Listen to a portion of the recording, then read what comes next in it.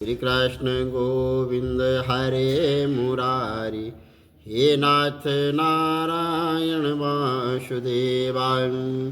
ओम वंदे देव उमापते सुरगुरुहं, वंदे जगत्कारणहं, वंदे पन्नकभूषणं मृगधं, वंदे पशूनां पतिं, वंदे सूर्यशशाङ्कवन्दिनयनं, वंदे मुकुन्दं प्रियाय, वंदे भक्तजनार्तश्रियं, वंदे शिवं शंकर। बोलो शंकर भगवान की जय, विष्णु भगवान की जय, वैशाख महात्म की जय। 10वां अध्याय। भगवान शंकर महाराज ने ब्रह्मचर्य व्रत धारण कर लिया और गंगा तट पर एक वृक्ष के नीचे तप करने लगे। और दक्ष की पुत्री पतिव्रता सती ने राजा हिमालय के घर उसकी रानी मेनका के गर्भ से पार्वती के रूप में जन्म लिया तथा वहीं पर उनका पालन पोषण होने लग गया। इसी समय तारकासुर नाम का एक राक्षस उत्पन्न हुआ, जिसने महातप करके ब्रह्मा जी से यह वरदान पा लिया कि देवता, राक्षस, नाग व मनुष्य वह किसी से नहीं मरेगा, परंतु जब भगवान रुद्र के पुत्र से उसकी जो है वो मृत्यु होगी, ऐसा वरदान उसने ब्रह्मा जी से मांग लिया। राक्षस ने सोचा कि जब भगवान शंकर की स्त्री नहीं है तो पुत्र कहाँ से होगा, और फिर मृत्यु ही मेरी कैसे हो सकती है। और इस कारण कह दिया कि तथास्तु। ऐसा वर पाकर तारकासुर ने सबको दुख देना आरंभ कर दिया और देवताओं को अपना दास बना लिया और देवताओं को दासी बना दिया। इस प्रकार जब देवता अत्यंत दुखी हो गए तो ये ब्रह्मा जी के पास पहुंचे और ब्रह्मा जी ने उनके जब दुख को सुनकर तो कहा कि वर देते समय हमने उस राक्षस को यह कहा था कि उसकी जो मृत्यु है वो भगवान शंकर के पुत्र के हाथ से होगी। अतः सिवाय रुद्र पुत्र के उसकी मृत्यु और किस उपाय से नहीं होगी। और भगवान शंकर की स्त्री सती ने दक्ष के यज्ञ में अपने प्राण त्याग दिए थे। अब उसने पार्वती के रूप में हिमालय के घर में जन्म लिया है, परंतु रुद्र भगवान हिमालय के शिखर पर घोर तप कर रहे हैं। सो ऐसा उपाय करना चाहिए जिसे रुद्र का पार्वती के साथ पाणी ग्रहण हो जाए, तब सब देवताओं ने इंद्र सहित अमरावतीपुरी जाकर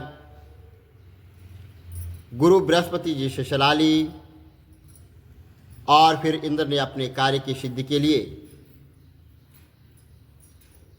नारद जी तथा कामदेव को बुलाया और उनसे कहा कि वह हिमाचल के घर जाकर उनको समझाए कि पहले जन्म में दक्ष की पुत्री भगवान शंकर की पत्नी अब पार्वती के रूप में तुम्हारी पुत्री हुई है और सत्य के वियोग में महादेव जी तुम्हारे शिखर पर तप कर रहे हैं,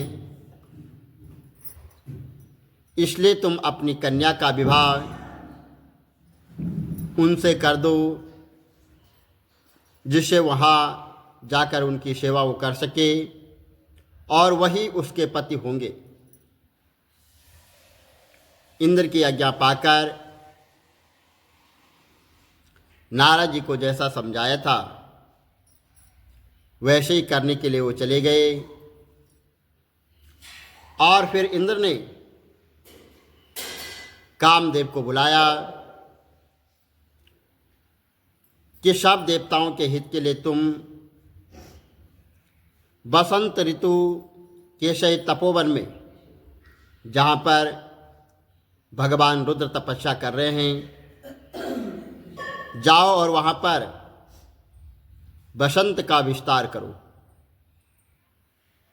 और जब पार्वती जी वहाँ पहुँच जाए तब धनुष चढ़ाकर ऐसा बाण मारो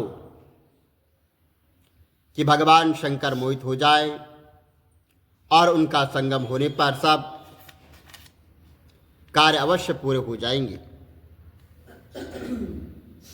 कामदेव ने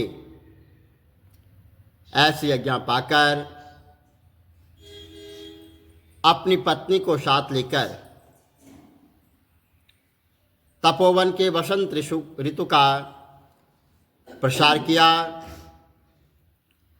तो एक समय महादेव जी के पास उनकी सेवा करने के लिए पार्वती जी बैठी हुई थी कि तभी जो है कामदेव ने पीछे की तरफ से वृक्ष की ओट में होकर भगवान शंकर को बाण मारा तो भगवान शंकर का मन चलायमान हो गया और कामदेव दूसरा बाण चलाने वाला ही था कि भगवान शिव को यह विचार उत्पन्न हुआ कि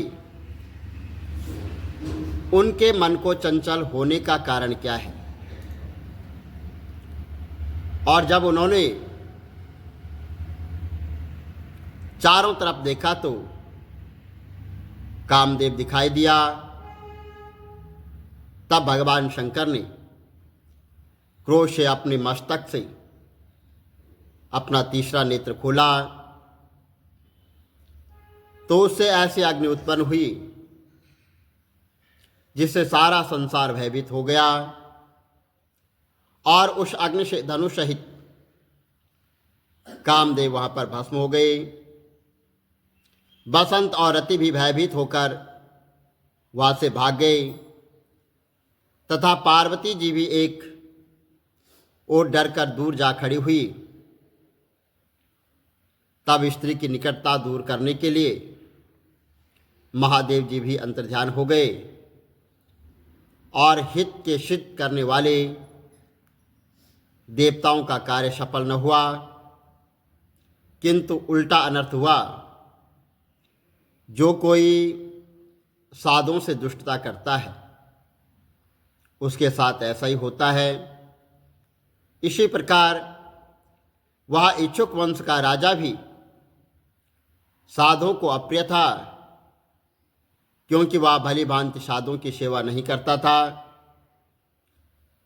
इसलिए उसने महान दुख भोगे और बुरी से बुरी योनि में जन्म लिया। एवं 7 जन्म तक जो है कुत्ते की योनि में रहा।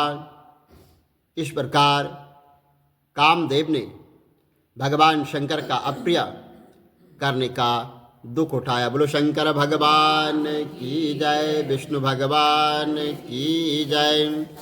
श्री कमल नेत्र कटी पीतम्बर आधर मुरली गिरधरम मुकुट कुंडल कर लोट किया श्याम रे राधे वरम। श्री कूल यमुना धेनु आगे सकल गोपियन के मन हरम।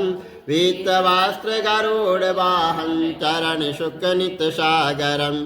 करत केल कलोल निस्तिन कुंज भवन उजागरम। अजर अमर अडोल निश्चल पुरुषोत्तम अपरापरं। दीननाथ दयाल गिरधर कंस हीरणाकुशहनम। गलपूल माल विशाल लोचन अधिक सुंदर केशवम। वंशीधर वसुदेव चाय वाली तल हरि वामनम। जल डूबते गजराकलीनो लंका चेजो रावणम। सप्तदीप नभ खंड 14 भवन कीनो इक पदम। द्रौपदी की लाज राखी कहाँ लोपमा करन। दीननाथ दयाल पूरण करुणमय करुणा करम। कविदत्त दास विलास निस्तिन नाम जप नित नागरन। प्रथम गुरु के चरण बंदो यश ज्ञान प्रकाशितम। आदि विष्णु जुगादि ब्रह्मा सेवते शिव शंकरम। श्री कृष्ण केशव कृष्ण केशव कृष्ण यदुपति केशवम। श्री राम रघुवर राम रघुवर राम रघुवर राघवम। श्री राम कृष्ण गोविंद माधव वासुदेव श्री वामनम। मत्स्य कच वाराह नरसिंह पाई रघुपति पावनम। मथुरा में केशव रब्राजे मुकुंद जी। श्री वृंदावन में मदन मोहन गोपीनाथ गोविंद जी। धन्य मथुरा धन्य गोकुल जहाँ श्रीपति अवतारे। धन्य यमुना नीर निर्मल ग्वाल बाल शकावर। नवनीत नागर कृत निरंतर सेवितर मन मोहितम। कालादि तट करत क्रीड़ा बाल अद्भुत सुंदरम। ग्वाल वासव सकविराजे संग राधे भामिनी। वंशी भट दट निकट यमुना मूल किटेर सुहावनी। भज राधे विष रघुवंश उत्तम परम राजकुमार जी। सीता के पति भक्तन के गति जगत प्राणी आधार जी। जनक राजा पनक राके धनुष बाण चढ़ावहीं। सती सीता नाम जाके श्री रामचंद्र प्रणामहि। जन्म मथुरा खेल गोकुल नंद के हृदय नंदनम। बाल लीला पतित पावन देव की वसुदेवकम। श्री कृष्ण कलिमल हरण जाके जो भजे हरि चरण को। बाकी अपनी देव माधव भव सागर के तरण को। जगन्ना जगदीश स्वामी श्री बद्रीनाथ विशंबरम। द्वारिका के नाथ श्रीपति केशवम प्रणावयम। श्री कृष्ण अष्टपद पढ़त निस्तिन विष्णु लोक सगत्यतम। श्री गुरु रामानंद अवतार स्वामी कविदत्त दास समाप्तवम। श्री कमल नेत्र समाप्तवम। मोर मुकुट मद तिलक विराजे कुंडलाधीश विचारी। मोर मुकुट मद तिलक विराजे कुंडलाधीश विचारी। देख के तेरा रूप सुहाना देख के तेरा रूप सुहाना। तन मन अपना बार दी हुण आजा श्यामा वे। तन सौ है मेरे प्यार दी हुण आजा श्यामा वे। तन सौ है मेरे प्यार दी। अख न खोला सुपना टूट न जावे। डरती मारी अख न खोला सुपना टूट न जावे। बड़ी मुश्किल नाले अंदर आया किधरे नस न जावे। बड़ी मुश्किल नाले अंदर आया किधरे नस न जावे। अख खुली का नजर न आवे अख खुली का नजर न आवे। रह गई वाजा मार दे हुण आजा श्यामा वे।